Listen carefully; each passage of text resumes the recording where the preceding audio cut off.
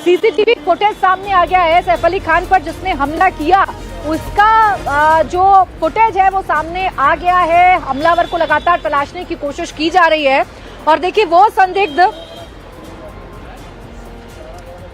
जो है वो सीसीटीवी में जरूर नजर आ रहा है। ये फोटो कैप्चर्ड है, ये तस्वीर आपके सामने है। ये शख्स माना जा रहा है इसी ने सैफ अली खान पर कल देर रात आधी रात को हमला किया। चाकुओं से 6 वार किए गए, 2 गंभीर चोट, 2 गंभीर घाव चाकू से किए गए हैं। हालांकि फिलहाल राहत की बात यह है कि सैफ अली खान खतरे से बाहर हैं, लेकिन ये पता लगाने की कोशिश लगातार की जा रही है कि ये हमलावर घर में कैसे घुसा, इतनी सिक्योरिटी को ब्रीच करके ये हमलावर घर में दाखिल कैसे हो गया, सैफ अली खान के बेटे के रूम में कैसे पहुंच गया, वहां पर जो होममेड थी उसके साथ कहा सुनी आखिरकार कैसे हुई, सैफ अली खान पर हमला किन हालातों में हुआ। इन तमाम बातों पर लगातार मुंबई पुलिस छानबीन कर रही है, लेकिन एक बड़ा सुराग मुंबई पुलिस के हाथ में लगा है क्योंकि मुंबई पुलिस सुबह से ही छानबीन कर रही है। 7 टीमें बना दी गई थी और अब ये सीसीटीवी फुटेज से ग्रैब सामने आ गया है जिसमें आपको वो शख्स निकलता हुआ नजर आ रहा है। स्टेयर्स शायद इन तस्वीर में नजर आ रही हैं और ये वो संदिग्ध है जिसने सैफ अली खान पर कल रात 2 बजे उन्हीं के घर में हमला किया है। चाकुओं से हमला किया गया।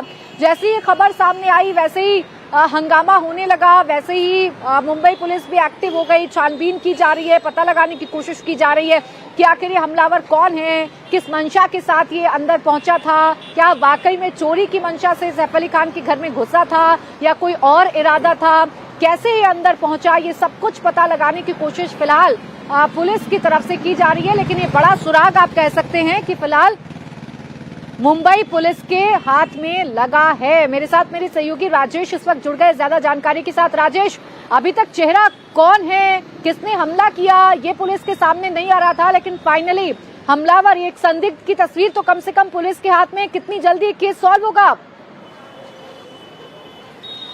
बिल्कुल, देखिए ये जो तस्वीर हम दिखा रहे हैं ये वही शख्स है जिसने सैफ अली खान पर चाकुओं से 6 वार किए हैं। ये वही शख्स है जिसके खिलाफ मुंबई पुलिस ने attempt to murder, Saif Ali Khan पर हमला करने, उनकी जान लेने की कोशिश का मामला दर्ज किया है।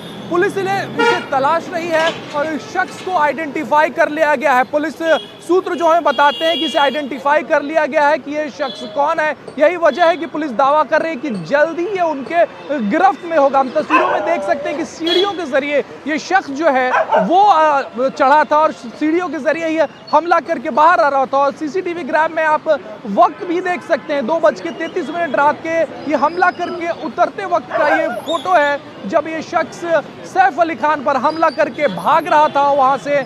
तब ये सीसीटीवी ग्राफ जिसमें उसका चेहरा जो है वो बिल्कुल ही साफ दिख रहा है। पुलिस को दोपहर में ये सीसीटीवी ग्राफ हाथ लगा था और तभी पुलिस ने खुलासा किया था कि सीढ़ियों से ये शख्स आया था, क्योंकि एंट्री और एग्जिट पे जो सीसीटीवी लगे हुए थे उसमें कोई शख्स आता जाता नहीं दिख रहा था। वहीं पुलिस ने यह भी बताया था कि बगल की बिल्डिंग के छत से ये यहाँ पर आया था, उसके बाद इसने सीढ़ियों का इस्तेमाल किया था। तो अब इस शख्स की तस्वीर आ गई है। पुलिस का कहना है कि जल्दी ये उनके गिरफ्त में होगा। प्राची,